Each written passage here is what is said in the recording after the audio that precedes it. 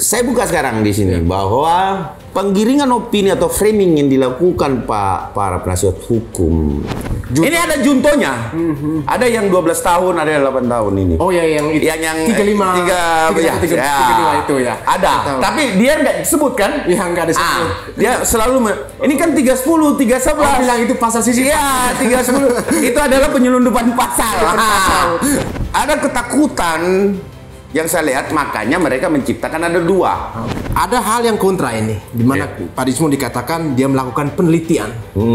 Tapi saya melihat ada unsur mensreanya. Ini wajib tahan. Ini yang mereka menghindar dari sekarang ini. Udah paham? Oke, kita ungkap di sini ya. Ya. Mahfud MD mengatakan bahwa pemirsa, kabar terakhir ijazah Pak Jokowi katanya diterbitkan atau dicetak di UPP, kata Pak Roy Suryo, Universitas Pasar Pramuka. Masa sih? Terus yang berikut ada katanya untuk kepentingan penelitian, tapi harus menghadapi kontra dalam hukum, yaitu Undang-Undang PDP, Perlindungan Data Pribadi. Nah, malam ini saya bersama Sekjen Peradi yang kemarin sempat tampil di iNews juga dan memberikan banyak pencerahan dari sisi hukum ya, Abang Ade Bayais atau Ade Dermawan. Selamat malam abangku. Selamat malam. Sehat ya? Sehat. Sehat. Pemirsa, ini di belakang kami ini ada whiteboard. Bang Ade sebentar akan memberikan sedikit penjelasan mengenai hukum ya, bagaimana keterkaitan ijazah Pak Jokowi dengan kepentingan penelitian dan juga ada beberapa konstruksi hukum lainnya. Oke. Nah, Bang Ade nih, kita mulai dengan ijazah Pak Jokowi yang katanya diterbitkan atau dicetak di Universitas Pramuka ini, UPP ya katanya, di Jalan Pramuka ini. Ini benar apa enggak ini nih? Jadi gini, apa yang menjadi persoalan saat ini adalah semakin bergulir, semakin hari semakin bergulir, semakin banyak orang yang berbicara, semakin banyak orang yang ngawur, ngaco, kalau saya sebut liar. Bahwa ungkapan-ungkapan liar, terus kemudian pencarian fakta-fakta baru yang dianggap bahwa itu bisa melindungi Roy Suryo CS, Roy Suryo, terus kemudian Pak Rismon, Rizal Fadila dan Dr. Tifa, itu dianggap bahwa ketika dia mencari satu fakta atau bukti nyata untuk melindungi dari laporan-laporan yang ada saat ini. Nah, gini. Saya perlu jelaskan di sini kepada teman-teman bahwa yang menjadi persoalan sekarang ini itu bukan cuma laporan 311, 310. Karena mereka ada apa ya? Semacam penggiringan opini. Penggiringan opini. Provokasi nih. Bukan. Penggiringan opini. Jadi opini publik itu diajak. Oh, memaksa gitu nih.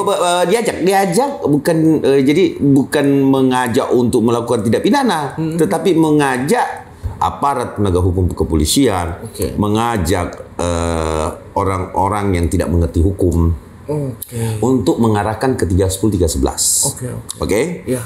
Kita sering alpa. Ada 5, 6 laporan ya, 2 di Polda Metro Jaya, 1 di Jakarta Selatan, 1 Jakarta Pusat, 1 lagi di Depok, 1 lagi Bekasi Kota. Berarti 6. 6 laporan. 6 laporan. Deliknya hampir semuanya berbeda atau sama? Delik yang pasti sama itu 160 KUHP. Terus kemudian ada 45A. Ya, terus kemudian Undang-Undang ITE 28. Pasal 28 ayat 2 Undang-Undang Informasi Transaksi Elektronik. Artinya ini kesamaan persis semua. Kita jangan alpa di sini. Saya buka sekarang di sini bahwa penggiringan opini atau framing yang dilakukan para penasihat hukum, teman-teman kita, rekan-rekan sejawat yang ada saat ini, penggiringan opininya itu ke 310. Saya akan tuliskan. Baik. Ya. Framing, ya. Framing, ya. Atau mengarahkan. Mengarahkan. Ini kerjaan pengacara nih. Dia cuma mengarahkan ke sini nih. Nih di 310 310. 311 KUHP. Pelapornya siapa? Pelapor Bapak Pak Jokowi. Jokowi. 310 pencemaran nama baik ya? Iya. Oke. Terus di sini ada pasal-pasal junto ya 45A itu hampir sama dengan kita. Oh, oke. Itu hampir sama. Tetapi ini adalah delik aduan. Delik aduan. Oke. Yang di Polda Metro Jaya. Ya, Oke. ini PMJ. Oke. Oke. Nah, inilah yang diarahkan oleh para pengacaranya. Kenapa diarahkan? Karena ini bisa tidak dilakukan penahanan. Bukan pidana berarti gitu? Bukan, lakukan penahanan. Oh, bisa Kenapa tidak bisa dilakukan penahanan? Karena dia hanya maksimal 4 dia di bawah 5 tahun. Di bawah 5 tahun. Oh. 5 tahun. 311 di bawah 5 tahun. Di bawah 5 tahun. Ini yang pertama. Nah, sekarang kita ngobrol. Jadi ini menarik. framing. Iya, framing nih. Ini framing nih. Nah, mereka alfa. Mereka alfa. Oke. Di sini ada Pradi Bersatu. Oke, Pradi Bersatu ya. Oke. Bersatu. Dalam artian membentuk advokat, public defender. Oke, advokat public defender ya. Ya, advokat public defender. Dan kelompok-kelompok masyarakat lain 1 2 3 4 5. 6 dengan kita. Ini Depok. Oke. Pertama di Depok ya? Ya. Advokat public defender Depok. Bukan, advokat public defender ini Jaksel. Oh, khusus di Jaksel saja. Jaksel. Yang menjaring juga kayak sampai ke Depok. Ya, Depok. Bekasi. Ada 1 laporan, 1 LP, terus 1 LP lagi itu di Bekasi. Jakpus, oke. Oke. 1 lagi itu LP di Bekasi Kota. Oke. Ya. 1 lagi itu 1 2 3 4 5 ini Jakpus Depok, Bekasi Kota, terus kemudian Polda Metro, PMJ, PMJ, itu ada 2 laporan di PMJ. Berarti 1 2 3 4 5 6 ya, 6 ya, 6 LP, 6 LP di Jabodetabek ya. Nah, inilah laporan inilah yang mau di seolah-olah tidak perlu naik. Ini pasalnya saya tulis pasal 160 KUHP dan 45A ya. Terus junto 28 ayat 2. Oh, ayat 2 ya. ITE. Yang 160 KUHP ini ancaman ya. Ancaman 6 tahun. 6 tahun untuk 160 KUHP Dan 28 ayat 2 45 juga sama. Oke. Ini wajib tahan. Ini yang mereka menghindar dari sekarang ini. Udah paham? Oke. Kita ungkap di sini ya. Oke. Ini yang mereka takutkan. Maka di media mereka berbicara ini. Oh, oke. Ini aja yang mereka publik. Ini mereka nggak mau publik. Kenapa? Ini 6 tahun. 160 KUHP dan 45 ini Iya. Selain 28 kan masyarakat sudah tahu ini. Yang di apa? 45A juga 6 tahun. Elaborasi apa saja itu? Ini ujaran kebencian, kegaduhan, ya, provokasi. Terus ini kemudian ujaran kebencian ujaran kebencian. Jadi mungkin teman-teman bisa membuka ya. Apa sih bunyi pasal 160? Apa sih bunyi 45A? Apa sih bunyi 28 ayat 2 ITE? Nah, kita akan belajar bersama-sama masyarakat. Saya tidak mau menjadi orang yang menjelaskan pasal. Saya selalu menghindari. Kenapa? Karena bukan bagaimana menghafal pasal dalam menerapkan satu tindak pidana, tapi penafsiran dari penyidik, penafsiran dari advokat, penafsiran dari hakim. Oke. Tetapi yang menurut kami firm adalah ini. Dari 160 KUHP dan 28 Advokat LBA. Nah, Public Defender. silakan ya. Oke. Para pemeriksa Mosato. Ya. Silakan belajar untuk sebagai apa? Sebagai pembelajaran bagi masyarakat Indonesia untuk mempelajari ini. Apakah dari alat bukti yang kita kumpulkan, yang saudara lihat di media sosial, apakah masuk dalam ruang lingkup pasal-pasal tersebut? Oke. Ataukah hanya ini, delik aduan itu. pencemaran, Pencemaran 11. terus kemudian fitnah, ya. Oke.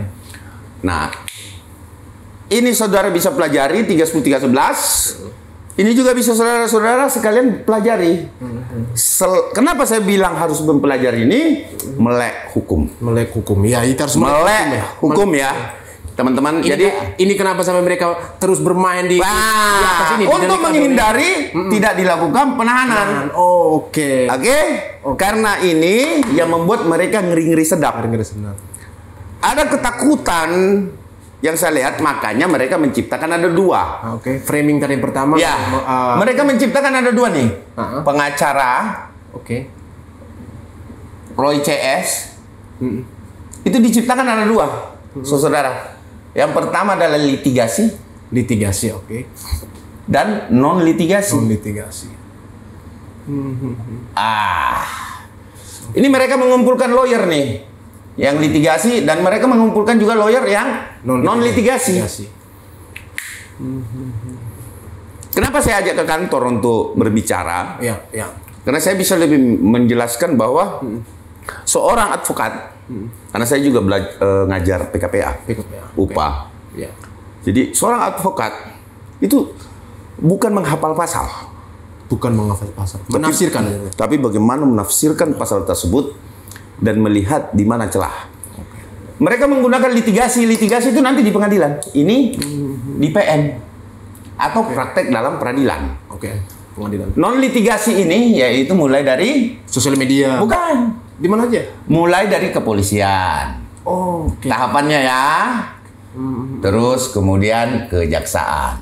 Tapi dipertanyakan soal legal standing-nya juga, Bang. Nanti. Tentu kalau dia non litigasi yang penting ada kuasa. Oh, yang penting ada kuasanya. Ada kuasa, surat kuasa untuk non litigasi. Artinya surat kuasa kepolisian dan kejaksaan. Oke. Nanti akan di non litigasi ini akan ada bantahan-bantahan.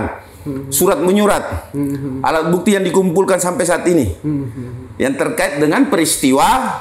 Contoh, ini tanggal 26, ini tanggal 23 kalau nggak salah ya. 23 Ya. April 2025.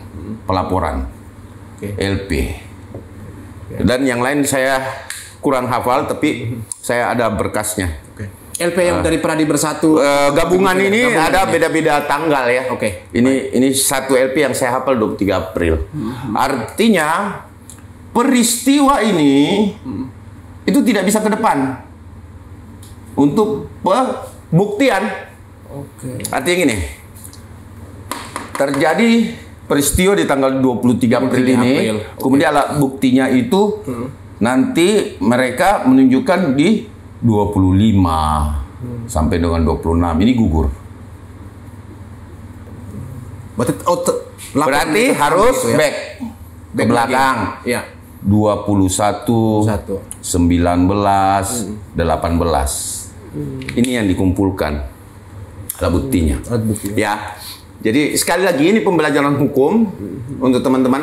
Nah, non litigasi itu mereka akan counter tuh. Pada saat naik sidik. Nah, kenapa kami mendesak ini harus naik sidik? Karena LP ini lebih duluan, teman-teman. Daripada LP-nya Bapak Joko Widodo. Ya, oke. Ya. Kami 2 minggu sebelumnya sudah melapor, baru disusul oleh Joko Widodo. Ya. Tetapi yang didesak oleh tim advokasi mereka itu yang ini. Dia tidak pernah menyebut juntonya ini. Junto. Ini ada juntonya. Ada yang 12 tahun, ada yang 8 tahun ini. Oh ya, yang itu. Yang 35 itu ya. Ada. Tapi dia nggak disebut kan? Ya nggak disebut. Dia selalu ini kan 310, 311. Oh, bilang itu pasal sisi. Iya, 310. Itu adalah penyelundupan pasal. Okay. Tidak ada penyelundupan pasal. Okay. Junto artinya dan atau. Oh, dan atau ya. Dan atau. Jadi tidak ada penyelundupan pasal 310. Ini juga kalau naik tetap ada penahanan. Nah, tetapi idealnya ini. Kenapa saya bilang ideal ini? Karena nanti akan terjadi saling bantah ini di sini. Di 310, 311. Itu terjadi tuh. Karena dia bilang dia nggak pernah merubah. Yang merubah bentuk. Kemudian itu. Di kalau nggak salah 65 atau apa ya. Nah ini dia bantah. Kenapa? Memang Roy Suryo pada kenyataannya kalau kita kulas dia nggak pernah merubah bentuk apa yang dia dapat kan, yang dia teliti, fotokopian, clear, informasi kan gitu kan, oke? Tetapi kalau ini tidak ada, tidak bisa dia keluar dari bantahan di 28 ayat 2. Ya ITE-nya tuh. Nggak bisa dia. Kenapa? Karena dia sudah publik ke media. Ujaran kebenciannya jelas. Oke. Ini ujaran kebencian. Nah gitu. Jadi teman-teman, saya sampaikan bahwa ada ketakutan ya. Ketakutan yang saya perhatikan karena kita advokat itu memiliki nalar. Iya. Seorang advokat itu cerdas. Dia mampu melihat dia arahkan atau tidak arahkan itu paham kita.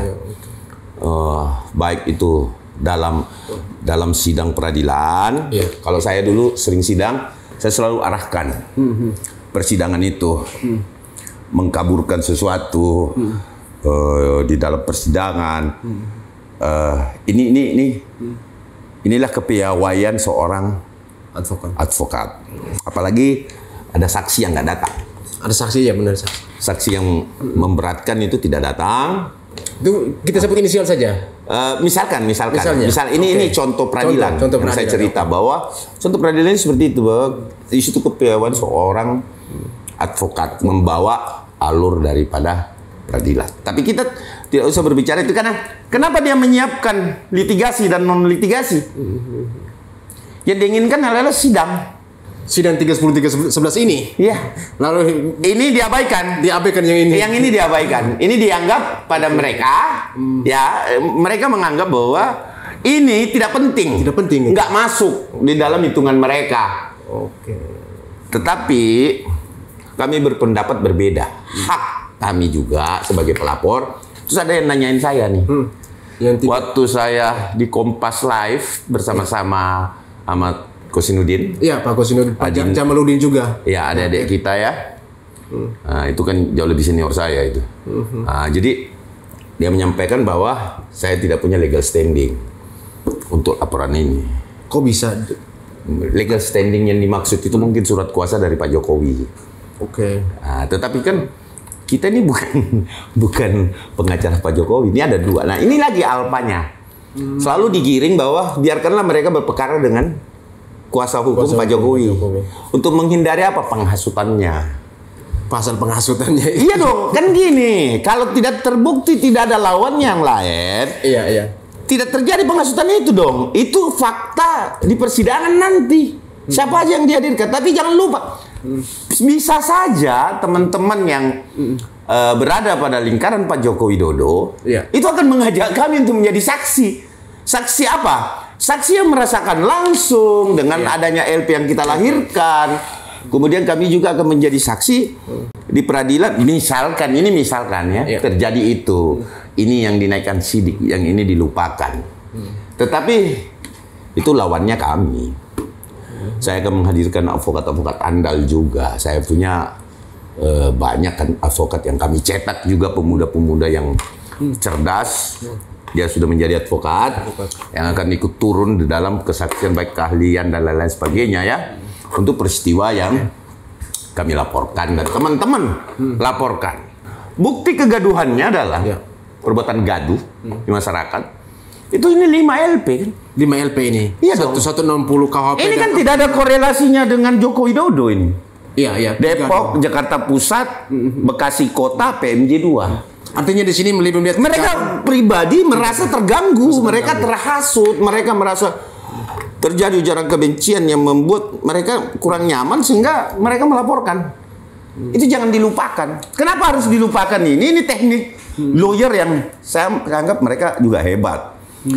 Tapi kita lihat kehebatannya. Lu apa gua di ring tinju? Nah, kan gitu. Jadi kita nggak usah banyak berpikir tentang aturan dan lain-lain. Nanti kita lihat di peradilan fakta-fakta, pledoi saudara seperti apa. Nah itu nanti pada saat kita di ring tinjunya. Ini kan ada ring tinju nih. Nah, saya mendesak Polda Metro dan mungkin hari Senin kami akan bawa surat lagi permohonan dan perlindungan hukum untuk naik sidik. naik sidik ya, semuanya. Oke. Kepada Kapolri dan kepada Kapolda Metro Jaya. Nah, terkait tunggu kami. Hari Senin ya. Saya tunggu kami. Kami akan bertemu saudara-saudara. Kita fight karena kan Anda sudah menyiapkan pengacara litigasi. Kami juga menyiapkan beberapa teman-teman yang sudah siap fight, saksi-saksi yang termasuk adalah orang-orang yang handal juga di Pradi Bersatu yang saat ini kita memang di Pradi Bersatu itu anti kamera. Artinya mereka nggak suka berkomentar. Hanya beberapa sedikit sekali di Pradi Bersatu itu teman-teman yang pengen tampil untuk berkamera. Tapi saya merasa terhormat nih bahwa Sekjen Pradi ini mau memberikan penjelasan hukum ini. Jarang-jarang advokat Indonesia yang nah, ini pembelajaran hukum untuk masyarakat Indonesia. Seperti kita tahu ya bahwa tidak hanya satu sisi saja yang kita lihat. Ternyata ada pasal-pasal lain-lain yang harus dijuntokan juga. Seperti yang 310 311 ini juntonya ada juntonya banyak namanya 45 pasal selundup yang dikategorikan bahwa pasal penyelundupan. Karena saya tidak pegang LP-nya saya nggak ngerti. Nah, Pak Roy juga bilang bahwa dia juga yang turut menyusun undang-undang ITE merasa dikriminalisasi. Terus ada satu lagi yang Anda harus ingat ya. Kita juga menjuntokan. Tapi itu kami nggak buka. Menjuntokan yaitu undang-undang nomor 27 tahun 2022 tentang perlindungan data pribadi. Perlindungan data pribadi. Nah, ini kami juntokan juga ke dalam laporan Pradi Bersatu. Kita ketemu ya. Nah, ini juga ada satu pasal 65 ayat 1, 2, dan 3. Ini 5 tahun. 5 tahun denda 4 miliar. 4 miliar. Dan 5 miliar.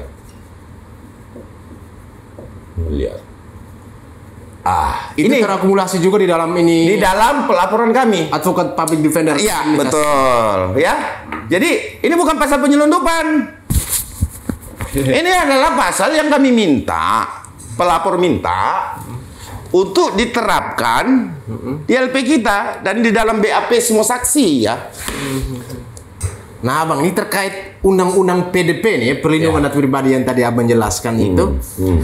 Ada hal yang kontra ini, di mana Pak Dismo dikatakan dia melakukan penelitian. Tapi saya melihat ada unsur mens reanya. Terus bagaimana Abang melihat kapasitas dia melakukan penelitian, terus outputnya bagaimana, terus approvingnya terhadap objek yang diteliti ataupun lembaga mana yang memberikan sertifikasi dia untuk melakukan penelitian. Ini bagaimana Abang kaitkan dengan Undang-Undang Perlindungan Data Pribadi nomor 27 tahun 2022 ini? Jadi gini, bicara penelitian. Ya, penelitian ya. Penelitian itu ada etika penelitian. Etika penelitian ya? Etika penelitian. Saya pernah menyampaikan di iNews bahwa etik yang dimaksud dengan etika penelitian itu tidak boleh tanpa seizin. Siapa yang mengizinkan?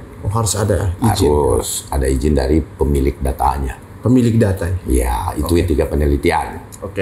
Terus yang kedua, apakah ini masuk dalam data pribadi? Ijazah?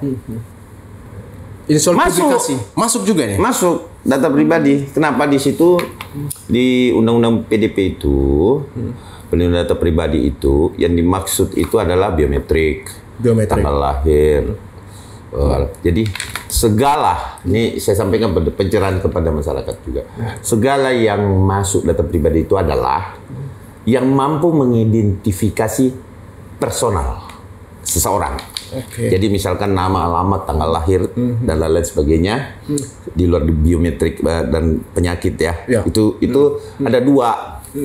Satu data pribadi umum, dan satu pribadi spesifik.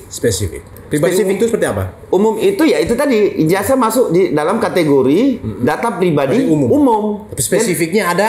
Spesifik itu penyakit dan lain sebagainya. Spesifik itu biometrik dan lain itu tidak boleh juga. Tetapi apakah bisa diungkap ini data pribadi umum? Nggak bisa. Karena dilindungi oleh Undang-Undang Nomor 27. Dia adalah data umum tapi pribadi. Dilindungi. Berarti blunder dong yang Rismo lakukan ini. Oh iya, tidak boleh. Tidak ada yang mengizinkan dia. Mereka berusaha untuk meminta untuk Pak Jokowi menunjukkan. Penelitian baru diakui ketika yang diteliti itu kalau penyakit itu harus seizin orang yang berpenyakit. Kalau itu adalah konteksnya riwayat penyakit. Kalau ijazah, ya pemilik ijazahnya dong. Pemilik ijazahnya. Iya dong, kan gitu. Itu penelitian. Dia memberikan nggak kepada saudara Risma untuk diteliti? Karena enggak. Nah, terus yang kedua, ahli. Ya, ini ada klaim ahli juga ini. Ini yang membingungkan ini. Sertifikasinya dari mana ini? Ahli itu gini, kita ini advokat. Teman-teman yang bersama dengan Pak Roy CS juga advokat semua, dan saya banyak senior loh di situ, itu hebat-hebat itu pengacara dia. Cuman kan paham dia itu. Yang dimaksud kategori ahli itu gini, ahli dalam menerangkan sesuatu itu harus disumpah. Harus disumpah dulu. Harus disumpah pada pejabat yang berwenang. Pertanyaan, apakah Pak Roy Suryo dan Pak Rismo sudah pernah disumpah? Siapa yang menyumpah dia? Malah minta sumpah Alkitab begitu. Ya, nggak bisa. Itu siapa yang menyumpah dia? Dalam keterangan ahlinya. Kemudian dia disumpah, diambil keterangannya, baru dia jabarkan keahlian dibaca secara lisan maupun tertulis di hadapan pejabat berwenang. Kan? Terus kemudian keahlian dia ini kalau nggak disumpah, berarti keahlian apa? Personal self claim expertnya itu. Gitu. Klaim mendeklarasikan dirinya itu. Sementara ini spoiler ini di tahun 10 bulan kemarin di kasus Jessica dan Mirna ya, kasus itu kan Pak Rismo diminta dan dia disumpah. Pak Roy Suryo enggak sekarang. Iya, siapa yang menyumpah? Kemudian untuk ijazah palsu ini kan belum pernah.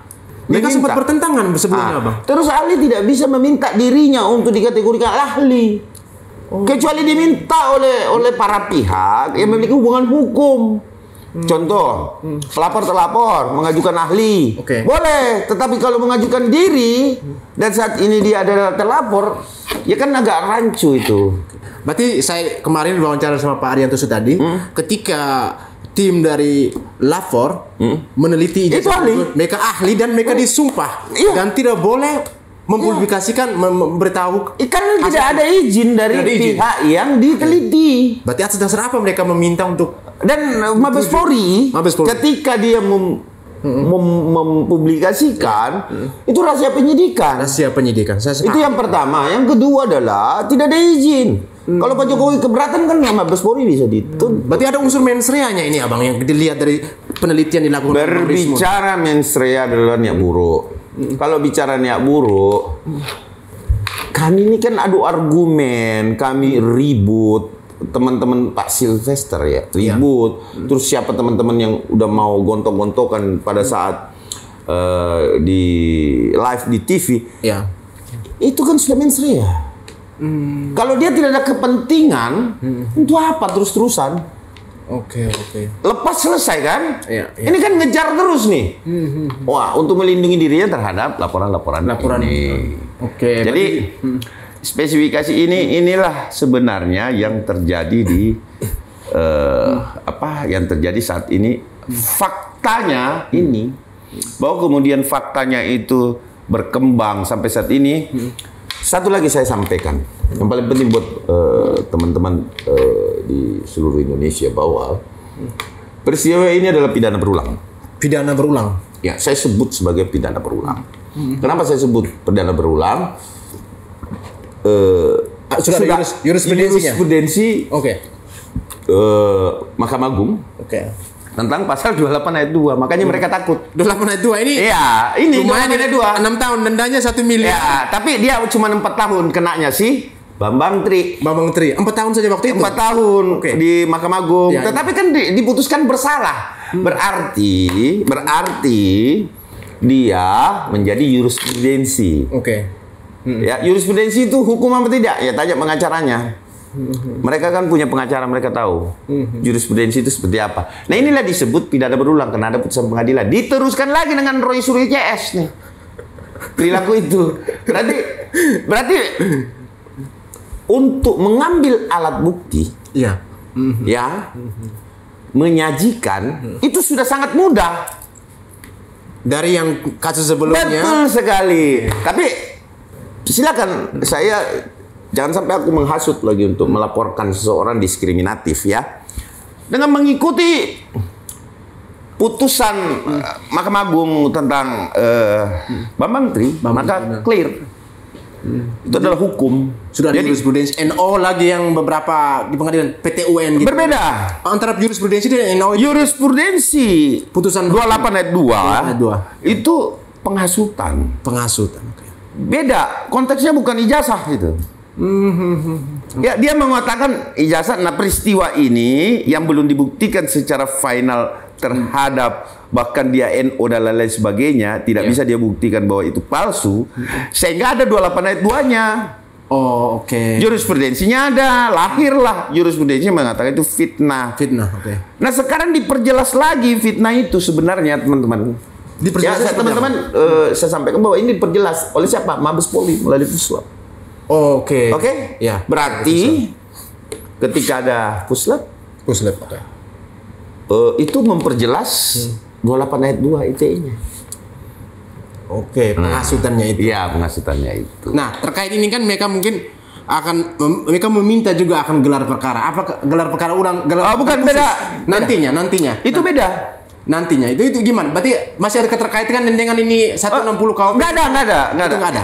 Gelar perkara khusus yang diminta adalah perhentian dalam tahlidik atau SP2 Lit. Oh, yang di Tipidum kemarin mereka tidak percaya gitu? Iya, SP2 Lit kemarin. Bukan, SP2 Lit kemarin yang dihentikan gitu, biar nggak salah.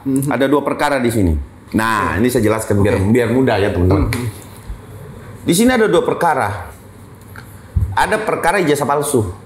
Pertama perkara ijazah palsu. Yang kedua adalah tuduhan palsu. Tuduhan palsu itu penghasutan, kemudian ujaran kebencian, fitnah, ya. Terus itu adalah saya sebut biar nggak susah karena terlalu banyak pasalnya. Tuduhan palsu. Kalau ijazahnya asli, berarti tuduhannya palsu. Jelas? Ya, oke. Kalau tuduhannya palsu, berarti ijazahnya asli. Ya, udah kan, udah bisa jawab kan? Saya balik biar lebih mudah, teman-teman.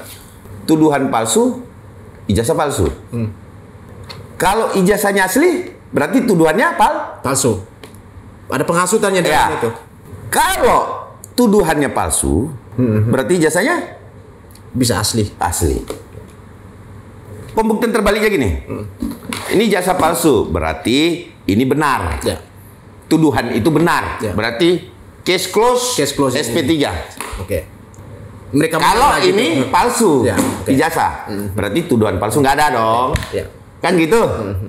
Nah, kalau ijazah ini asli, berarti tuduhan palsunya benar kan? Ya, tuduhan palsu benar. Berjalan ini. Iya. 16045 ini nggak dipakai lagi. Yang pencemaran nama baik ini bisa saja dipakai, tetapi inilah yang diinginkan tim mereka. Karena bisa tidak dilakukan penahanan. Nah, perlu saya ingatkan lagi, nggak usah kita bahas perdata di sini. Ada sengketa. Saya dengar ya, ada sengketa. Itu menurut dia. Sengketa ini apa sih yang dinamakan sengketa? Sengketa dalam hukum keperdataan adalah ada kepentingan kepemilikan atau ada yang mengakui lebih dari satu orang. Itu namanya sengketa kan? Sengketa, oke. Sengketa ya. Oh, yang seperti klaim wajahnya milik seseorang. Bukan. Ini dia katakan ada sengketa nih. Nggak ada hubungannya sama sengketa. Kenapa saya bilang yang bisa sengketa itu barang? Oh, barang ya? Gitu. Barang. Memang ini barang ijazah, tetapi kan kepemilikannya satu, tunggal. Jokowi palsu dan asli. Oke. Palsu dan asli ini perlu diketahui ya, palsu dan asli ini itu persoalan pidana. Pidana itu tuh. Bukan keterkaitan kependataan sengketa. Kecuali gini, ijazah Pak Jokowi, terus ada orang yang ngaku itu ijazah saya, itu sengketa ijazah namanya. Oh, oke. Perdata itu maksudnya. Perdata. Oke. Bahwa ijazah itu ijazah saya, dibuktikan di pengadilan bahwa memang ijazah. Itulah yang, ini terbuka kan? Pemikiran kamu kan? Ya. Kenapa digiring ada Dumatno? Ya, Pak Dumatno terus. Ya, seolah-olah ada sengketa di situ kan? Ya. Nah sekarang lu tanya Dumatno itu jasanya tidak, dia menuntut atau enggak kan? Bagaimana dia bisa dikategorikan sengketa? Benar. Nah berarti ini pidana murni. Saya jelaskan lagi bahwa 160 KUHP 45A yang dia katakan itu yang harus melaporkan adalah Joko Widodo. Salah. Saya kasih pencerahan kepada masyarakat Indonesia. 45A 160 KUHP 28 ayat 2 adalah delik murni. Siapapun boleh melaporkan. Ya, 310 311 adalah delik aduan. Yang boleh ngadu adalah orang yang dirugikan. Pak Jokowi. Joko Widodo. Nah, itu pencerahannya. Siap. Ini luar biasa ya teman-teman, ini pencerahan hukumnya supaya kita lihat dari dua sisi, dua pilar pembahasan tadi ya soal ijazah tuduhan terhadap ijazah. Ada dua, terus satu tuduhan palsu, yang satu ijazah palsu. Kalau ijazah palsu tidak bisa dibuktikan bahwa itu adalah ijazah palsu, berarti tuduhan palsunya masuk pidana. Iya. Ya kan? Ya. Kalau dibuktikan bahwa ini palsu, maka tuduhan itu bukan palsu, benar. Berarti ini kita gugurkan. Sederhana. Jadi hukum itu analogi berpikir. Berpikir cerdas melihat satu peristiwa. Jangan yang nggak berhubungan, tidak ada hubungan hukum. Itu. Jadi 45. Nah, itu seperti apa? Coba dibacakan itu. Ya, ini teman-teman saya akan perbesar ya tampilan yang di whiteboard ini supaya teman-teman bisa lihat konstruksinya dan juga pemilahan dari sisi hukumnya, mana yang dari Pak Jokowi kemarin, terus mana yang dari Peradi Bersatu di bawah dan teman-teman yang advokat lain, public defender, mulai dari LP di Depok, LP di Jakpus, LP di Bekasi, terus di PMJ dan di Jaksel ya. Sekian banyak laporan. Ini artinya dijadikan satu dan ini sebagai bentuk ketergerakan hati ya, melihat betul. bahwa ada unsur, kalau di kasarnya provokasi lah mereka merusak, membuat kegaduhan di NKRI ini. Jadi itu. Sementara yang 310 311 ini lebih kepada Pak Jokowi yang pribadi merasa dirugikan gitu. Dan mereka hina-hinanya. Iya, dan mereka bermain-main di sini. Iya, dia berputar di situ. Mereka bermain. Nggak tahu kalau ini kakapnya. Inilah yang sebenarnya ditakutkan karena ini ancaman hukumannya 6 tahun. 6 tahun benar. Bisa ditahan 2 kali 1. Iya. Dan di sana dia bilang ada perubahan bentuk apa dan oke lah. Dalam pembelaan mereka nanti di kepolisian ada namanya legal opinion yang dia buat untuk mengcounter 310 311, monggo. Itu upaya hukum. Tetapi di kita tidak ada upaya.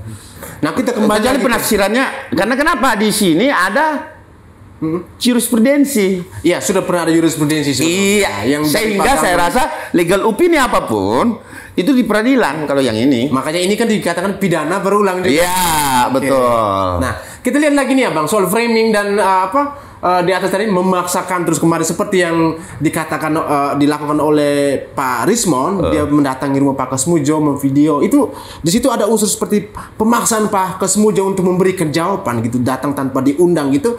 Kira-kira ada pasal pemaksaan nggak gitu yang gini gitu merugikan Pak Kesmujo gitu. Pak Kesmujo itu merasa nggak nyaman. Dia nggak merasa nyaman sehingga dia menjawab asal menjawab. Dan keterangan itu bukan di hadapan penyidik. Itu keterangan yang berlalu. Nanti setelah mungkin kalau dia mau paksakan Pak Kesmujo untuk menjadi saksi yang menguntungkan mereka di peradilan, Saya rasa Pak Masmujo nggak bersedia itu untuk dijadikan saksi. Kenapa dia tidak bersedia untuk dijadikan saksi? Karena memang keterangannya itu kan asal lewat saja, bukan keterangan yang sebenar-benarnya. Kalau saya perhatikan itu ya, jadi spontan aja kayak. Iya, spontan karena dia nggak mau berbicara lagi gitu loh. Iya. Nah ini gini teman-teman, jangan kita memaksakan sesuatu untuk orang melibatkan orang. Inilah yang saya bilang pidana berulang. Kenapa? Mengajak orang lain, menghasut orang lain untuk ikut andil di dalam suatu perkara yang dia buat. Para pelaku buat gitu loh. Kau yang berbuat, kau menyeret-nyeret orang. Nah, saya mengingatkan Bang Roy, berhenti untuk mengajak teman-teman seperti Rismon, mengajak Dr. Tifa. Itu mereka itu diajak sama Roy. Ini pandangan saya melihat itu bahwa mereka mengajak TPUA juga diajak sebenarnya. Ini keterkaitan bagaimana? Jadi yang menggali kuburan itu adalah Pak Roy. Mereka ditarik, kerah bajunya ditarik untuk masuk. Rismon masuk, semua masuk gitu. Nah, ini yang saya lihat ya. Kalau saya melihat secara suasana kebatinan teman-teman seperti Roy Suryo, Rismon dan Tifa gitu. Dia diajak itu. Kalau Abang melihat ini keterkaitan antara TPUA, tim membela ulama dan aktivis ya. Nah, itu kaitannya 28 ayat 2 itu. Nah, kaitan ini coba kau bacakan. Oke, 28 ayat 2 ya. Saya bacakan ya teman-teman. Iya. Ayat 2 itu mengatur tentang larangan menyebarkan informasi yang bertujuan menimbulkan rasa kebencian atau permusuhan berdasarkan sara, suku, agama, ras, dan antar golongan melalui media elektronik. Dan pelanggan tersebut bisa dapat dikenakan sanksi pidana dan dendanya lumayan 1 miliar. Okay. Berapa lalu penjaranya? Penjaranya 6 tahun nih terus kaitannya juga dengan 45A. Ayat 2. Ya ini sama. Nyambung ini. Ini nyambung. Ini mereka kabur dari sini. Ya, sebenarnya mereka mau menghilangkan ini. Saya jelaskan. Oke. Di mana rasnya katanya kan? Oke. Antar golongannya di mana? Golongan. Ini golongan ini. Yang di Depok. Oke. Yang di Jakarta Pusat. Bekasi Kota. PMJ. Ini adalah kelompok. Di Jaksel. Masyarakat. Oke. Nih, kelompok masyarakat atau golongan. Golongan, antar golongan. Oke. Golongan. Roy Suryo CS TPUA ya. Roy CS peneliti. Kan dianggap peneliti kan? Ya. Mengklaim sebagai peneliti. Ini golongan. Oke. Golongan juga. Golongan peneliti namanya. Golongan peneliti. Ya kan? Roy ini ada terhadap individu di situ kan? Individu. Ya, terhadap individu atau kelompok tertentu berdasarkan sara. Ya. Ini individu. Saranya ini. Saranya di TPUA. Iya dong. Oh. Di mana saranya? Masuk 28. Iya. Saranya di mana? TPUA. Tim pembela ulama dan aktivis. Nah, ulama. Konteksnya gimana nih ulama Jokowi ini? Ulama ini sebutan tokoh agama. Dia yang jawab tuh. Ulama itu adalah agama tertentu. Agama tertentu, oke. Tokoh agama tertentu ya. Jadi jangan sampai saya ngomong, kamu ngomong, wah mendiskreditkan Islam. Nggak boleh. Agama ya kan ada di KPBI. Tertentu. Jelas di KPBI. Iya, agama tertentu. Ya. Gitu aja. Ya, ulama. Karena di agama lain tidak ada kan? Ya. Nah, ulama representasi agama.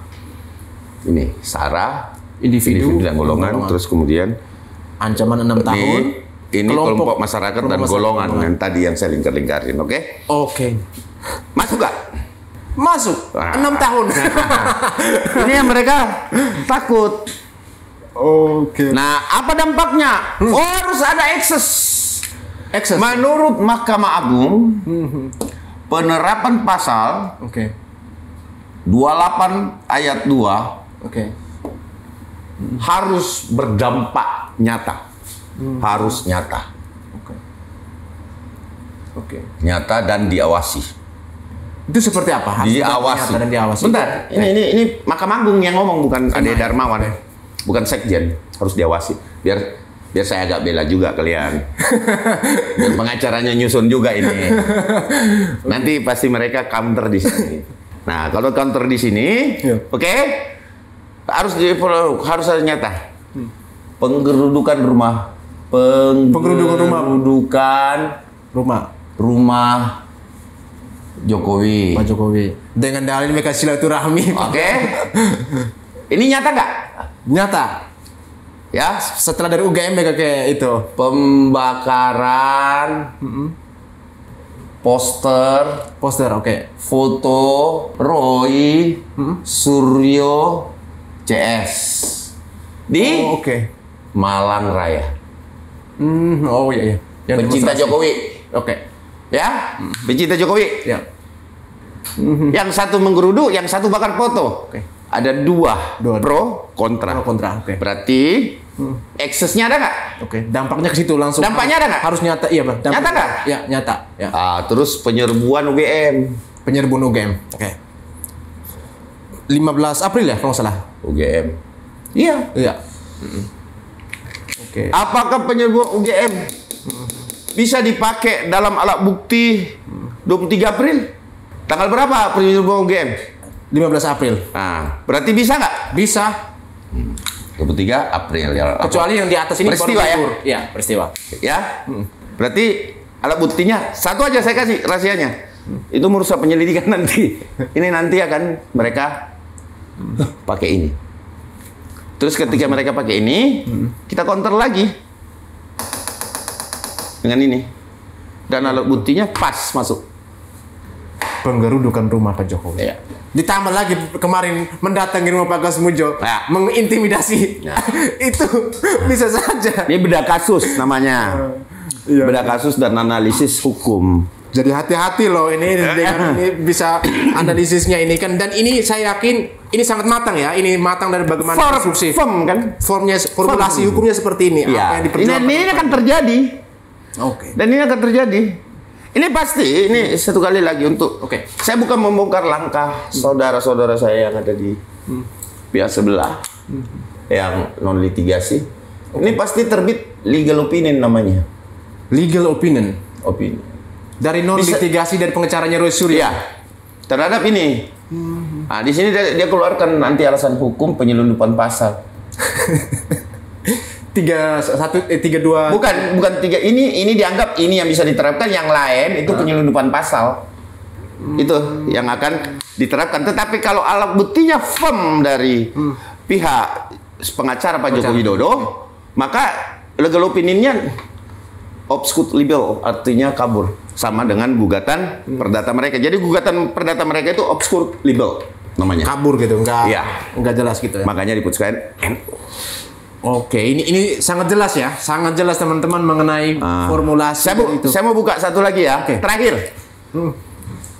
Ada lahir namanya Perma nomor 1 1956 tentang hubungan antara perkara pidana dan perdata.